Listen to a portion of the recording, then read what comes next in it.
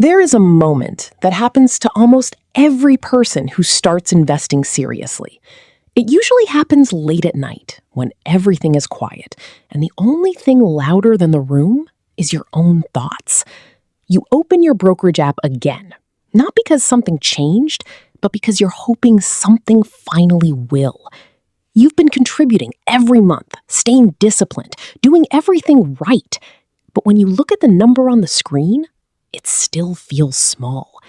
And in that moment, a dangerous thought starts forming in your mind. Maybe this isn't working. Maybe this is pointless. And that single thought has quietly destroyed more financial futures than bad investments ever did. What most people don't realize is that wealth is not destroyed by lack of effort, but by timing. More specifically, by quitting at the exact moment when compounding is about to start working. Because compound interest doesn't reward excitement, it rewards endurance. And before it ever looks powerful, it is designed to look useless. Let's make this real. Imagine two people. We will call them Casey and Jake. Both are 23 years old. Both start earning a normal income. Both decide to invest $500 every month into a simple, broad market fund tied to the S&P 500, which has historically averaged long-term growth of around 10% annually. No tricks, no stock picking, no crypto hype, just consistency. At the beginning, there is no difference between them. They are identical in every meaningful way. But something important happens in the first year that changes everything emotionally, even though financially nothing seems impressive. After 12 months, they have both contributed $6,000. Their portfolio has grown slightly, maybe a few $100s. It is technically growth, but it does not feel like growth. It feels like nothing. This is the first psychological trap of investing. The returns are real, but too small to respect. And because they feel insignificant, most people start questioning the entire system. This is where the first version of Jake begins to appear. He looks at the balance, calculates in his head, and compares it to what he could have done with that money instead. A car, a vacation, a better lifestyle right now. And slowly, without realizing it, he starts emotionally disconnecting from the process. Casey, on the other hand, does something different. She does not feel excited, but she does not react either. She simply continues. And that difference, in the long run, becomes everything. By the second and third year, the emotional weight of investing becomes heavier. Casey's account is growing, but not in a way that feels life-changing. She has contributed much more than she has earned in returns. The growth exists, but it is slow, almost disappointingly slow. This is the stage where discipline starts to feel like punishment. Around her, life continues normally. People upgrade their cars, change apartments, travel, and post moments of visible progress. Meanwhile, her progress is invisible.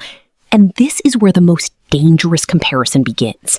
Not between rich and poor, but between disciplined and impatient. At this stage, many investors unknowingly behave like the average participant studied by Dalbar Inc., which found that typical investors consistently underperform the market itself, not because the market fails, but because human behavior interrupts compounding. People buy high when confidence is strong and sell low when doubt appears. They do not lose because of strategy, but because of emotion. By the fourth year, Jake makes his decision. He checks his account, sees that progress is slow, and convinces himself that investing is not as powerful as people say. It feels logical. It feels rational. He withdraws his money and uses it for something that feels more immediately valuable. At that moment, he does not realize he is not just stopping an investment.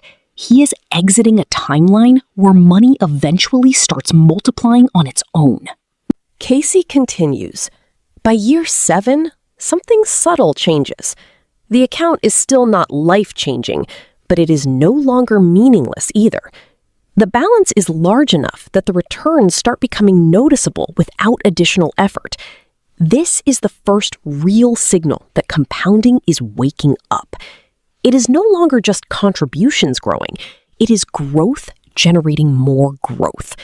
And this is the moment where patience starts to separate from intelligence. By year 10, Casey crosses a psychological threshold that most people never reach. Her account reaches 6 figures. Not because she changed anything, but because time finally started doing the heavy lifting. At this stage, her investments begin producing meaningful daily growth. Small amounts at first, but consistent. And consistency is what changes perception. When money starts growing every day without effort, the relationship between work and income begins to shift internally. This is also where the insight from investors like Warren Buffett becomes more understandable. Wealth is not built in dramatic moments, but in quiet accumulation over long periods, where nothing appears to be happening. The reality is that most of the growth happens after most people would have already quit. By year 15, Casey is no longer thinking in terms of contributions. She is thinking in terms of systems. Her portfolio has become something that behaves independently. It grows faster than she adds to it. This is the moment where money stops being something she builds and starts becoming something that builds for her. And psychologically, this changes everything. Decisions become less emotional. Fear reduces. Pressure decreases. Not because life becomes perfect, but because survival is no longer tied entirely to effort. By year 20, Casey is experiencing something most people misunderstand as wealth, but is actually something deeper: security. Her account is large enough that normal financial stress no longer controls her decisions.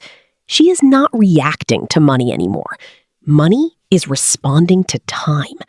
This is the point where compounding stops feeling theoretical and starts becoming visible reality. By year 25 and beyond, the acceleration becomes obvious. The growth in her account begins to rival or exceed what most people earn from full-time work. At this stage, she is no longer building wealth. She is simply observing it grow. And what makes this phase so powerful is not luxury, but freedom from urgency. She does not feel rushed by financial pressure the way most people do, because time itself has become her greatest asset. Meanwhile, Jake is still working, still restarting, still planning to invest properly someday. But someday never compounds. By the time Casey reaches the later stage of compounding, her wealth is no longer a reflection of effort, but of endurance. The system has fully taken over. Her money grows regardless of her attention, because it has had enough time to mature into self-sustaining growth. And this leads to the most important truth of all. Compound interest does not reward people for being smart. It rewards people for not interrupting the process.